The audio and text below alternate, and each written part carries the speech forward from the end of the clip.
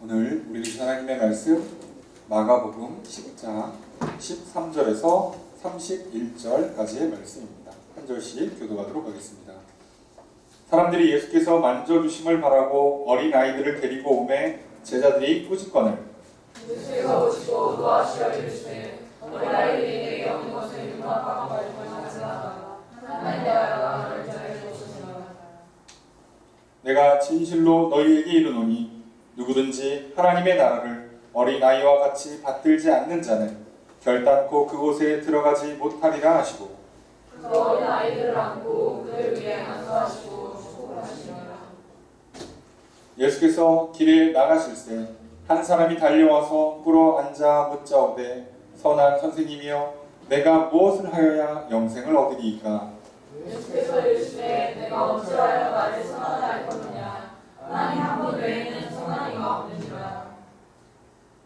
내가 계명을 안 하니 살인하지 말라, 간음하지 말라, 도둑질하지 말라, 거짓 증언하지 말라, 속여 빼앗지 말라, 내 부모를 공경하라 하였느니라. 그가 여짜오되 선생님이여 이것은 내가 어려서부터 다 지켰나이다.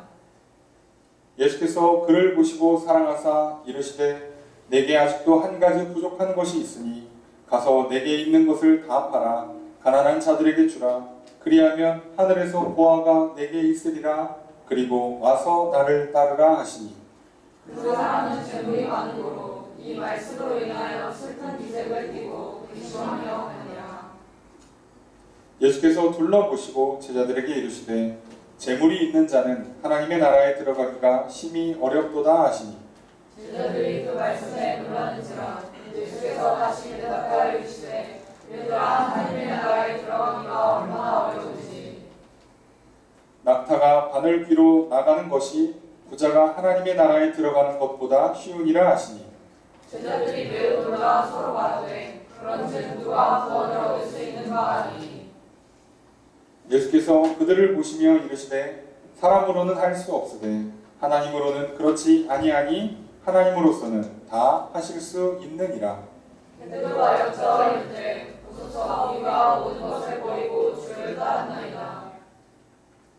예수께서 이르시되 내가 진실로 너희에게 이르노니 나와 복음을 위하여 집이나 형제나 자매나 어머니나 아버지나 자식이나 전토를 벌인 자는 하늘에 있어 지구와 형제와 자매와 어머니와 자식과 전토를 백배나 받되 박해를 당하여 받고 내세의 영생을 받지 못할 자가 없느니라. 함께 읽습니다. 그러나 먼저 된 자로서 나중 되고 나중 된 자로서 먼저 될 자가 많으니라. 아멘. 할렐루야. 거룩한 주일저녁 주 앞에 나와 기도하며 한 주를 시작하신 성도님들을 주님의 이름으로 환영합니다. 우리 옆에 있는 분들과 사랑의 인사를 나누겠습니다. 인사합시다. 사랑합니다. 축복합니다. 이 시간 주 앞에 나와 기도하시는 성도님들에게 주님의 크신 은혜가 함께 있기를 주의 이름으로 축복합니다. 오늘 마가복음 10장 13절에서 31절 말씀을 살펴보면서 그 말씀이 있었던 사건, 예수님께서 가르쳐주시는 가르침을 통해 그 동일한 의미가, 동일한 역사가 나의 삶 가운데 있기를 우리가 힘써 기도하고 또 그 기도가 응답되어지는 한 주가 되기를 소망합니다. 먼저 13절 말씀 다시 한번 읽겠습니다. 시작. 그런데 예수께서 만져주심을 바라고 어린아이들을 데리고 오매 제자들이 꾸짖거늘. 자, 사람들이 예수께서 만져주심을 바라고 라고 되어 있습니다. 자, 그 당시에는 랍비나 존경하는 사람들에게 축복을 받고 받게 하려고 어린아이를 데려오는 것은 하나의 관습과도 같습니다. 존경하는 어른에게 아이를 데려와서 인사시키고 덕담 듣고 하는 건 지금도 우리도 흔하게 볼 수 있는 그런 모습입니다. 그러니 옛날에 이렇게 랍비, 존경하는 어른들 앞에 자기 아이를 데려와서 덕담 듣게 하고 축복 기도 받게 하는 건 그 당시에는 만연했던 그 당시의 관습이고 문화예요. 자, 그런데 당연한 걸 누구나 다 하고 있는 걸 요구했는데 제자들이 꾸짖습니다. 이게 특별히 문제 있는 것도 아니고 관습적으로도 당연하고 익숙한 건데 제자들이 꾸짖어요. 그럼 제자들은 왜 꾸짖었을까를 한번 생각해 봐야겠죠. 아니 모두가 다 하고 있고 하는 것이 당연하게 받아들여지는 말 그대로 문화인데 예수님만 왜 꾸짖냐는 거죠. 예수님한테 오는 것만 왜 그들을 꾸짖을까? 그러면 지금 제자들 입장에서는 예수님이 아이들에게 만져주고 안수해주고 축복기도해주고 덕담해주고 하는 것보다 뭔가 더 중요한 게 있는 거예요. 바빠요. 중요해. 그러니까 어떻게 하라는 거죠? 애들은 가라 해요. 그렇다면 도대체 왜 제자들은 아이들이 와서 예수님께 축복 기도를 받는 것이 너무나 당연한 일임에도 불구하고 그것을 막으면 그러면 도대체 무슨 일을 하고 싶었길래 그걸 막았는가? 그냥 귀찮으니까 오지 마라. 이게 아니잖아요 지금. 단순히 게을러서가 아니에요. 예수님 되게 피곤하셔서 나 좀 쉽게 하신 것도 아닌데도 막았다. 그럼 뭔가 다른 의도가 있겠죠. 이 문맥의 흐름이나 이런 정황을 봐서는 도저히 알 길이 없어요. 도대체 뭘 때문에 그러는 건지. 성경에서 이렇게 알기가 어렵게 내용을 감춰놓을 때는요, 그냥 몰라도 된다라고 생각하셔도 돼요. 그럼 뭐가 문제냐? 이유가 뭐냐면 중요하지 않다는 거예요. 그죠? 뭐가 문제냐? 금지했다는 게 중요한 거죠.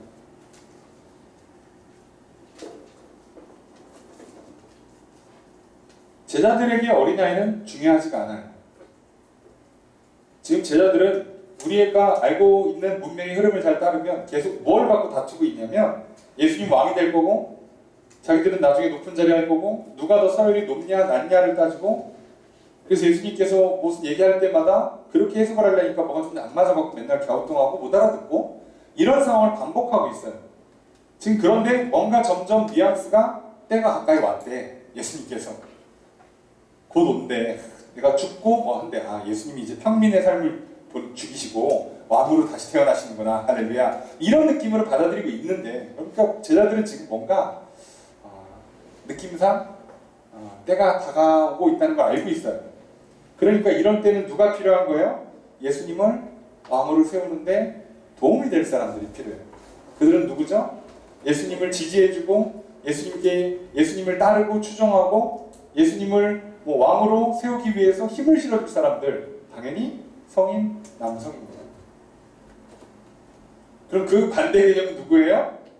어린 아이들과 말 그대로 투표권도 없고 이렇게 정치적으로 발언이나 힘을 전혀 쓸 수 없는 어린아이들과 그 어린아이를 데려오는 어머니들이죠. 그래서 끊는 거예요. 선을 긋는 겁니다. 예수님이 왕이 되시는 데 있어서 성인 남자는 오케이. 아이나 여자는 아니야 라고 선을 그어버리는 거예요. 자, 그런데 우리는 대충 이렇게 예상은 하지만 이게 뭔지는 성경은 명확히 얘기를 안 해요. 왜요? 이건 중요하지 않아요. 무슨 얘기냐면 모든 사람들이 지금 제자들은 정치적인 목적으로 선을 긋지만 사람들은 다른 목적을 갖고 다 선을 그어요. 내가 누구를 만나고 누구를 만나지 않을지, 내가 누구를 영접할지 누구를 배척할지에 대한 기준이 다 있단 말이죠. 자, 그걸 정하는 순간 예수님께서 어떻게 하시는가? 14절 함께 읽습니다. 시작.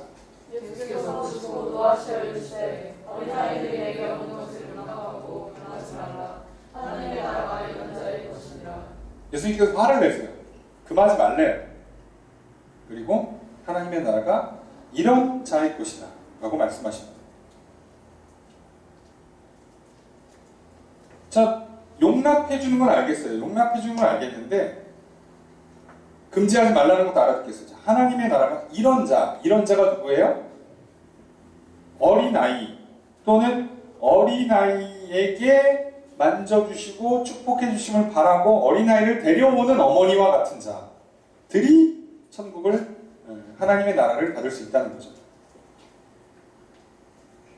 그리고 15절도 읽습니다. 시작. 내가 진실로 너희에게 이르노니 누구든지 하나님의 나라를 어린아이와 같이 받들지 않는 자는 그 땅하고 공에 들어가지 못하게 하시고. 그래서 한 번 더 말씀하시면서 쐐기를 박아요. 진실로를 붙여서 내가 진실로 너희에게 이르노니 누구든지 하나님의 나라를 어린아이와 같이 받아들이지 않는 사람은 결단코 그것에 들어가지 못한다. 예수님을 받아들이려고, 예수님께 축복 기도를 받으려고 아이를 데려오는 어머니와 같은, 그리고 그게 뭔지도 모르지만 그냥 예수님 좋아요 하고 따라오는 어린아이 같은 그런 마음으로 예수님을 받아들이지 않는 사람에게는 하나님의 나라가 허락되지 않는데요. 그럼 지금 누구한테 들으라고 하는 소리죠? 제자들입니다. 제자들. 제자들은 지금 뭐 하고 있어요? 어린아이를, 그 아이를 데려오는 어머니들을 받아들이지 않고 있어요. 왜요? 내 정치적인 목적에 맞지가 않으니까요.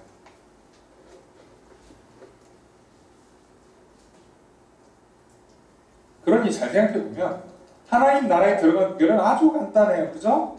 그냥 예수님 좋아요. 예수님 기도해주세요. 예수님 복주세요. 그럼 그냥 가면, 그렇게 받아들이면 그걸로 된다는 거예요. 다른 게 없어요. 받아들이는 거. 영접한다는 건 그런 거죠. 근데 하나님 나라에 들어가지 못하는 비결이 뭐예요? 예수님을 거절하는 거예요. 예수님을 금하는 거죠. 배척하는 거죠. 요한복음 1장 12절 말씀, 영접하는 자, 곧 그 이름을 믿는 자들에게는 하나님의 자녀가 되는 권세를 주셨습니다. 영접하는 자, 그게 믿는 거라니까요. 우리는 믿는다 그러면 머리로 동의한다라고 생각하는 경향이 많이 갖고 있어요. 이거는 굉장히 유교적인 사고방식이라서 그래요.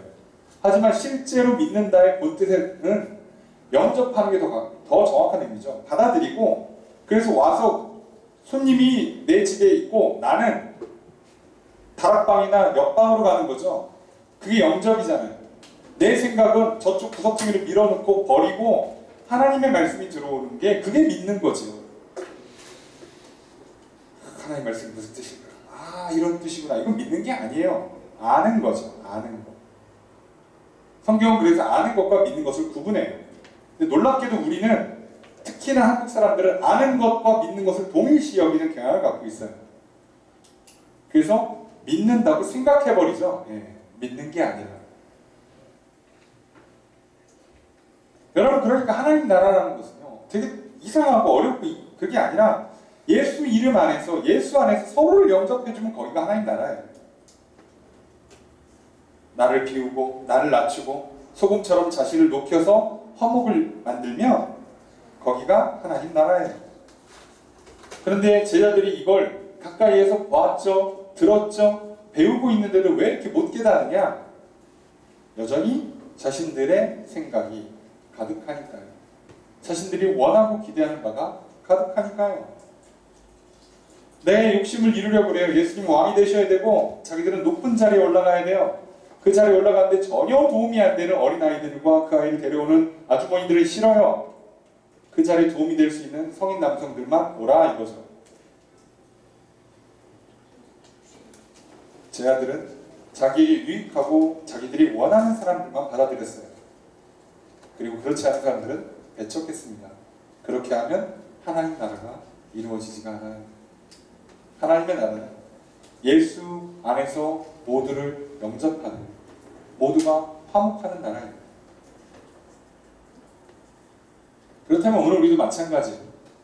내가 예수님을 영접하고 내가 예수님께 나아가는 것이 하나님 나라가 되는 첫 번째 비결. 또 그 나라를 이루고 그 나라를 누리고 그 나라를 확장시키는 것은 나 또한 예수 안에 있는 모든 사람들을 영접하고 용납하고 나 자신을 녹여서 화목하게 만들어가는 거죠. 그러면 이제 내 안에 하나님 나라가 이루어질 뿐만 아니라 나를 통해서 하나님 나라가 확장되어지는 것 아니겠습니까? 이게 어렵습니까? 이제 이걸 믿고 따르느냐의 문제만 있어요. 안타깝게도 제자들은 아직은 믿고 따르지 않았습니다. 그래서 16절에 보니까 예수님 어떻게 하세요? 아이들을 영접하셔서 안고 기도하십니다. 오늘 우리는 이 본문을 통해서 첫 번째 기도 제목을 삼으려고 그래요. 하나님, 제 아들은 어린아이들이 예수님께 오는 걸 금했습니다. 자기 세상, 자신이 꿈꾸는 세상, 그런 자기 나라를 이루기 위해서 그렇게 했습니다.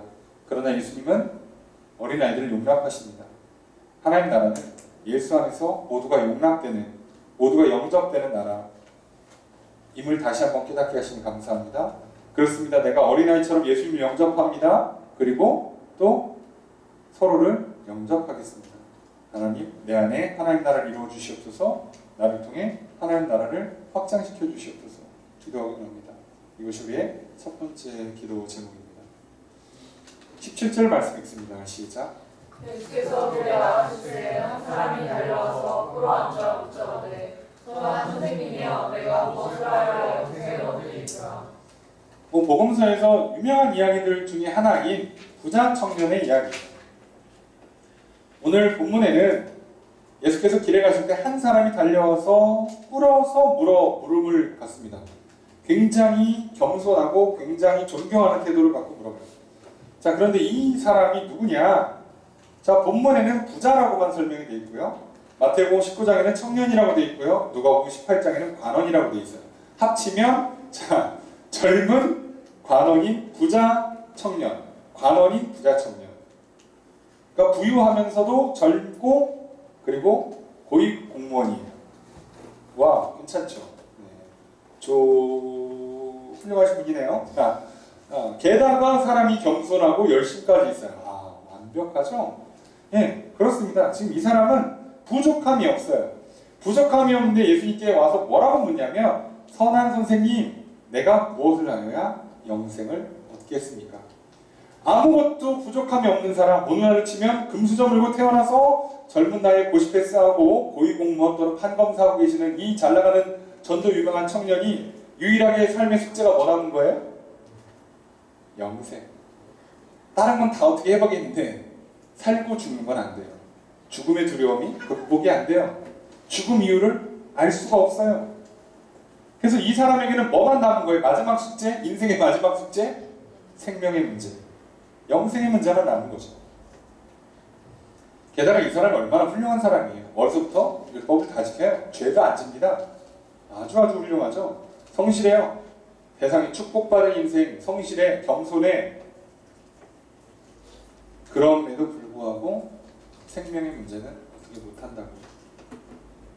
우리가 이 땅에서 모든 걸 다 갖고 태어나도 마지막 남은 한계, 인간의 한계, 생명의 문제, 생사의 문제, 죽음의 문제입니다. 부자들한테 물어보세요. 평생 돈 잘 벌고 돈 많이 쓰고 사셨으니까 죽어도 여한이 없으시겠네요. 라고 물어보시면 뭐라 그럴까요? 내가 돈 줄 테니까 나랑 생명을 10년만 바꾸자. 라고 하시겠죠. 네? 그런 거 아니겠습니까? 벌써 알아요. 부자 청년은 벌써 알아요. 지금 자기가. 더 이상 부족함이 없어. 그럼에도 불구하고 묻는 거예요. 그랬는데 예수님께서 대답하시는 게 좀 이상해요. 18절 함께 읽습니다. 시작. 예수께서 이르시되 내가 어찌하여 나를 선하다 일컫느냐. 하나님 한 분 외에는 선한 이가 없느니라. 아니 그냥 대답을 해주면 되지. 이런 훌륭한 겸손한 청년이 어디 있다고. 이런 사람도 제자로 영입하면 얼마나 좋겠어요. 그런데 예수님께서 말꼬투리를 잡듯이 뭐라고 하냐면 왜 나를 선하다고 하냐는 거예요. 하나님 한 분 외에는 선한 이가 없다라는 거예요. 그러면서 이 대답한 이유가 뭐죠? 예수님을 선한 선생님이라고 불렀어요. 이 한 단어에 예수님은 이 청년의 본질을 꿰뚫고 있어요. 아, 너 선행을 강조하고 있구나. 너 착하게 성실하게 열심히 살아가는 거에 대해서 스스로 자부심이 있구나. 네가 정한 기준을 스스로 만족시킨 정말 몇 안 되는 사람이구나. 너는 그래서 굉장한 자신감과 프라이드를 갖고 나에게 와서 이 마지막 문제까지 풀어서 나는 완벽한 인생을 살겠다고 얘기하는구나. 그런데 어쩌냐? 나도 선하지가 않아. 하나님 한 분만 선해. 너는 죽었다 캐나도 선할 수가 없어. 라고 말씀하시는 거예요. 이 청년이 뭐라고 물어봤다고요? 내가 무엇을 해야 영생을 얻겠습니까? 시켜만 달라 이거. 할 자신이 있다는 거죠. 왜요? 금수저 물고 태어났어요? 똑똑해요? 성실해요? 겸손해요? 뭐든지 다 할 수 있는 사람이에요. 그러니까 시켜만 달라 이거. 난 할 테니까. 그래서 내가 볼 때는 답을 알고 계시는 것 같은 당신. 그래서 나는 존경의 표현으로 뭐라고 답한 거죠? 선한 선생님이라고 부른 거예요. 예수님은 그걸 역으로 지적하시는 거죠. 선하다고? 내가? 아니야. 사람은 선한 사람이 한 명도 없어. 너도 선할 수가 없어. 오직 선하다라고 부를 수 있는 건 하나님 한 분밖에 없단다 라고 말씀하십니다. 지금 이 청년은요, 선을 행해서 구원을 얻을 수 있다고 생각을 해요. 선을 행해서 영생을 얻을 수 있다고 생각을 합니다. 율법을 완전히 준수할 수 있다고 착각에 빠졌어요. 말 그대로 율법주의예요. 행위 구원입니다. 할 수 있대요. 다른 종교를 폄하하는 건 아니지만 이게 딱 도 닦는 방식이죠. 뭐가 됐든 도를 닦는 방식은, 공덕을 쌓는 방식은 다 이렇게 하는 거예요. 자, 하겠대요. 예수님께서 우선 까죠. 선할 수는 없어. 그리고 뭐라고 말씀하시는가? 자, 19절에 보니까 네가 계명을 알지? 자, 살인하지 마, 간음하지 마, 도둑질하지 마, 거짓 증언하지 마, 속에서 빼앗지 마, 부모를 공경해. 자, 이 계명 알지? 너 지켰어? 라고 물어보니까 이 젊은 관원 청년이 뭐라고 불러봐요? 다 지켰습니다. 어디서부터? 아, 이 정도는 기본이죠. 그랬더니 예수님께서 뭐라고 하시는가? 21절 함께 읽겠습니다. 시작. 예수께서 그를 보시고 사랑하사 이르시되 내게 원하고 한 가지 부족한 것이 있으니 가서 너희에게 있는 것을 다 팔아 가난한 자들에게 주라. 그리하면 하늘에서 보화가 내게 있으리라. 그리고 와서 나를 따르라 하시니. 자, 예수님께서 그런 얘기하는 청년을 보시고 너무 사랑스러운 거야. 그래도 야, 기특하다. 너 진짜 훌륭하다. 그래. 자, 내가 너에게 길을 가르쳐 줄게. 나를 따르라 하면 되는데 중간에 뭐가 좀 있어요. 뭐지? 야, 보통 12제자 부를 때는 딴 얘기 하나도 안 하셨잖아. 그냥 나만 따르라며. 근데 이 청년한테는 뭘 하나 걸어요. 그게 뭐냐? 가지고 있는 걸 다 팔아서 가난한 자들한테 주면 하늘에 보화가 있을 거니까 그렇게 하고 와서 나를 따르래요. 이상하지 않습니까? 한번 생각을 해보세요. 아니, 다른 12제자는 그런 거 없었잖아. 12제자 중에 부자가 있었잖아요. 세리도 있었고. 근데 그들한테 돈 얘기 한 번도 안 하시다가 왜 이 젊고 고위 관원인 부자 청년한테는 왜 재산을 다 팔으라고 하냐고요. 그게 이유가 22절에 나오죠. 함께 읽습니다. 시작.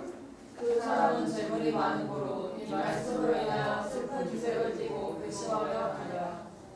근데 놀랍게도 이 청년이 마지막 남은 숙제에 영생을 얻을 수 있는 길을 가르쳐줬어요. 재물을 팔고 나를 따라와. 그랬더니 안 따라가요. 얘 또 왜 이래? 자, 아니 뭘 하면 영생을 얻냐고 물어봐서 알려줬잖아. 재산 팔고 날 따라와. 그랬더니 그건 안 해요 또. 자, 그러면 우리는 여기서 깨닫게 되죠. 왜 예수님이 이 청년한테는 재물이라는 옵션을 넣었는가? 왜요? 이 청년이 어려서부터 그렇게 성실하고 착하고 계명도 다 지키고 할 수 있었던 삶의 기반이 뭐라고요? 돈이에요.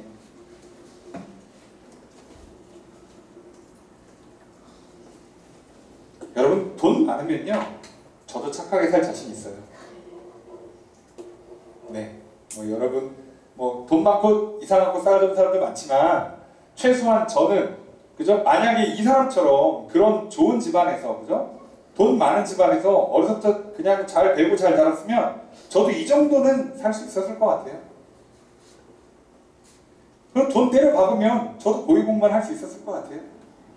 이렇게 그럴 리가 없으니까 막 말하는데 아니 가지고 예? 돈 때려 박으면 저기 서울에 있는 이렇게 손가락 안에 꼽는 대학 못 가겠습니까? 예, 어려서부터 그냥 좋은 거 다 먹이고 그냥 좋은 선생님 갖다 붙여주는데 뭘 못해. 친구들 맨날 밥 사주고 그러면 얼마나 착한 친구예요. 훌륭한 친구고. 그리고 칭찬해주면 아이 뭘 그런 것까지. 그러면 겸손한 친구지 뭐. 얼마나 훌륭해. 저도 그렇게 살 자신 있어요. 그래서 시험 잘 봐서 좋은 직장 가는 게 어렵나? 예수님께서 그걸 노라는 거예요. 너의 삶의 기반을 내려놓으라는 거예요. 그리고 나만 따르라고. 자, 이 청년이 절대 그걸 못 버리죠. 이해가 되십니까? 그리고 잘 보면 제자들이 예수님을 따를 때 어떻게 잘 보세요. 어부들을 부를 때 베드로, 야고보, 요한들 부를 때 어떻게 하세요? 그들이 배와 그물을 버려두고 따라갔어요. 버렸다니까요. 자기 생계를, 가족을 버렸다니까요. 근데 이 청년은 자기 삶의 기반이 되는 재산을 못 버려요.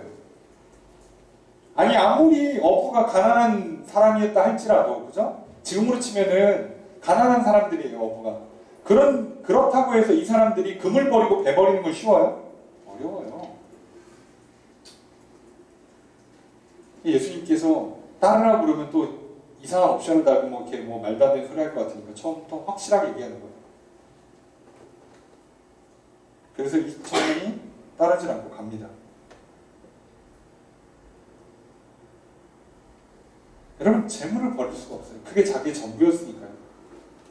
그래서 우리는 잘 알고 있는 말씀 마태복음 16장 24절 이에 예수께서 제자들에게 이르시되 누구든지 나를 따라오려거든 자기를 부인하고 자기 십자가를 지고 나를 따를 것이니 뭐부터 하라고요? 자기를 부인하라고. 지금 내 삶의 기반이 되는 것들을 버려야 된다. 그게 나라고 생각했던 그것 때문에 내가 유지되고 있다는 걸 버려야 돼요. 난 착한 사람이야. 난 성실한 사람이야. 난 이 정도는 해야 되는 거야. 라는 걸 버리지 않고는 예수님 따를 수가 없어요. 그게 있는 한 말씀이 들어오질 못해요. 아무리 착하고 성실하게 살았어도 그게 들어와 있으면 말씀이 들어오질 못해요. 지금 따지고 보면 여태까지 예수님 만났던 사람 중에 가장 훌륭한 청년이에요. 그런데도 예수님 말씀이 왜 안 들어가요? 나는 훌륭하다가 들어와 있잖아요. 나는 이런 사람이야가 들어와 버렸잖아요. 그럼 못 들어가요. 예수님께서 너는 그런 사람이란다라는 말씀이 들리지가 않는 거예요. 왜요? 나는 이런 사람입니다 라고 주장하고 있으니까. 다 내려놓으라고. 오늘 너의 삶을 만들었던 너의 가정 환경, 너의 교육 환경, 너가 배웠던 거, 들었던 거, 네가 나는 이런 사람이라고 생각하고 나의 이런 뭐 내가 좋아하는 옷 스타일, 헤어 스타일 다 버리라고요. 내가 하라는 대로 해. 이게 그냥 막상 하면 쉬운데요. 처음엔 굉장히 어렵습니다. 왜요? 자기를 부인해야 되잖아요. 그게 어려운 거예요. 자기 부인이 어렵지 그리고 나서 막상 따르면 사실 어렵지 않아요. 내 스타일을 포기하는 게 어렵지 그냥 저기 예수님이 옷 주는 대로 입고 다니면 뭐 그렇게 어려워요? 그냥 주는 대로 입으면 되지. 문제는 내가 평생 동안 살아왔던 나의 스타일 내 취향을 버리는 게 어렵다고요. 이 청년이 자기의 삶의 기반을 못 버렸어요. 그래서 따르지 않습니다. 그리고 예수님께서는 이걸 아시고 이걸 또 기회를 삼아 말씀을 이어서 가르치세요. 뭐라고요? 제자들한테 말씀하세요. 재물이 있는 자는 하나님 나라 들어가는 게 심히 어렵다. 제자들이 놀라죠. 왜 놀랄까요? 이스라엘에 부자가 많아서? 아니요. 자기들도 고위 관료가 될 걸로 예상을 하는데 그러면 돈이 많아질 거거든요. 그러면 나도 영생을 얻어야 되는데 어떡하지? 이거 약간 계획이 꼬이는데 이렇게 되는 거잖아. 자꾸 충돌이 나니까. 돈 많으면 안 된다고? 그러니까 이제 당황하는데 예수님께서 웃으면서 뭐라고 말씀하세요? 얘들아, 제가 봤을 땐 이건 살짝 거의 뭐 놀리시는 거죠. 이 정도면 얘들아 하시면서 하나님 나라 들어오기가 얼마나 어려운지 아니? 라고 하시면서 가르치시는데 뭐라고 가르치는가? 낙타가 바늘길을 나가는 것이 부자가 하나님 나라 들어오는 것보다 쉬워. 아니 이게 쉽고 어렵고 문제가 아니라 못 가는 거잖아요. 무슨 수로 낙타가 바늘 그 코에 들어가냐고. 이건 불가능해요. 안 된다고. 뭐가 쉽고 어려운 게 아니라 안 돼요 이거. 그러니까 제자들이 처음엔 어떻게 해요? 처음에 놀랐다가 26절에 보니까 매우 놀라요. 아예 안 된다고? 그래 조금 가능성이 있는 줄 알았더니 아예 안 된다고? 완전히 놀라죠. 그래서 뭐라 그래요? 그러면 누가 구원을 얻냐? 누가 영생을 얻냐? 누가 천국 가냐? 이거예요. 그랬더니 하시는 말씀 27절 함께 읽습니다. 시작. 예수께서 그들을 보시며 이르시되 사람으로는 할 수 없으되 하나님으로는 그렇지 아니하니 하나님으로서는 다 하실 수 있느니라. 이게 엄청난 말을 하세요. 자, 아까도 얘기했잖아요. 무슨 행위를 해야 영생을 얻는가? 없어요. 그런 거. 못해요. 그럼 어떻게 영생을 얻냐고요? 하나님이 하셔야 돼요. 그러면 어떻게 된다고요? 하나님이 하게 해야 돼요. 그 얘기는 마음 문을 열고 들어와서 하나님 마음대로 하시라고 허락해 놓으면 그분이 와서 내 양심도 찌르고 생각도 바꾸고 하지 말라고 그러고 미치겠다 그런데 그러다 보면 하나님 나라에 간다고요. 네, 하나님은 쉬워요. 우리가 스스로 영생을 얻을 수 있는 확률이 얼마라고요? 낙타가 바늘길을 통과할 확률이라고요. 인류 역사상 단 한 번도 그 일이 성공한 적이 없을 테니까 빵입니다. 빵. 제로. 안 돼요. 여러분이 선을 행하고 천국에 들어가는 거 확률이 없어요. 안 된다고요. 여러분 스스로를 변화시킨다고? 안 된다고요. 세상에서 나랑 열심히 하시고 뭐 변하고 뭐 나 달라졌다고 얘기하시는 분들 있는데 얘기는 하지. 달라지냐고.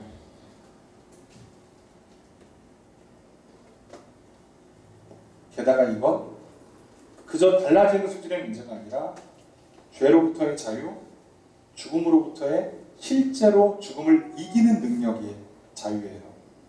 이걸 어떻게 얻어요? 못합니다. 그래서 이건 처음부터 하나님의 영역이 되는 거예요.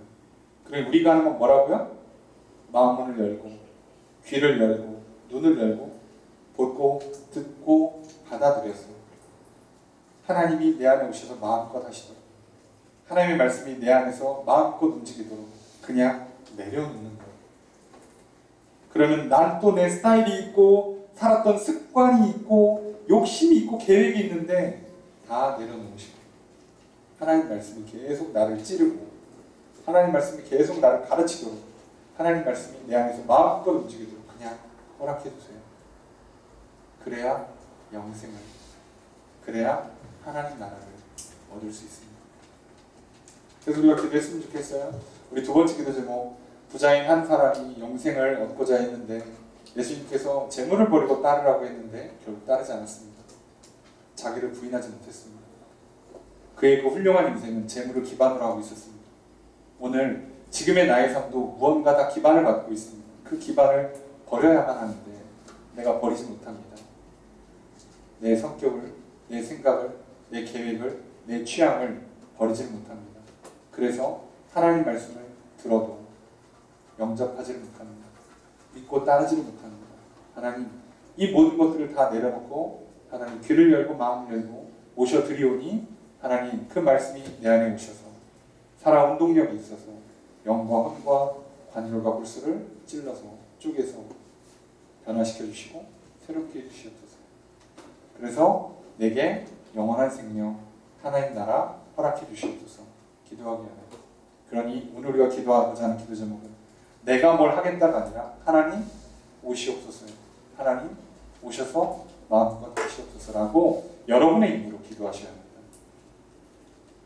또 모셔놓고 저항할지언정 여러분의 입으로 고백하셔야 합니다. 하나님은 그걸 근거로 여러분이 들어와서 마음껏 여러분의 인생을 다루시려고 하실 겁니다. 그것이 우리의 두 번째 기도 제목입니다.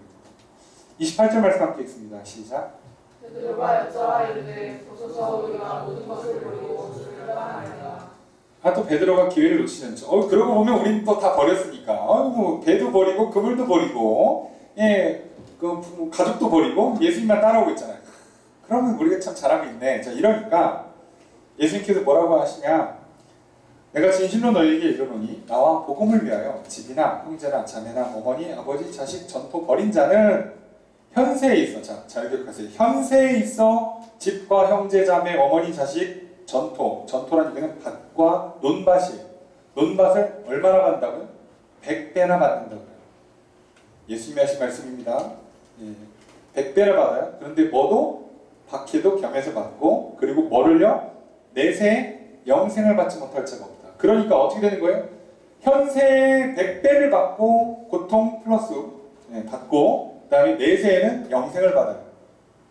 이게 예수님을 따르는 자, 복음을 따르는 자, 하나님 모셔드린 자가 받는 복이라고 해요. 복. 좋죠? 근데 잘 생각해보니까 그렇게 예수님 다른 사람들이 이렇게 100배씩 받았나? 약간 이렇게 계산기가 조금 꼬이시죠? 100배씩 받았나? 아니 집이 100배라고? 자, 아니 집 안에 있던 사람이 집이 100배라고? 이게 말이 돼? 여러분 우리의 관점으로 보시면 이해가 안 되죠. 여기서 말하는 집을 100배, 형제자매 어떻게 형제를 100배를 받아요? 어머니를 100배를 어떻게 받아요? 자, 아버지를 100배를 어떻게 받아요? 자식은 어떻게 해야 100명이나 낳죠? 자, 그러니까 그런 개념이 아니라 개념이 좀 다르죠. 집이 100배라는 것은 내가 어디를 가나 잘 곳, 쉴 곳, 누울 곳을 마련해 주겠다는 뜻이에요.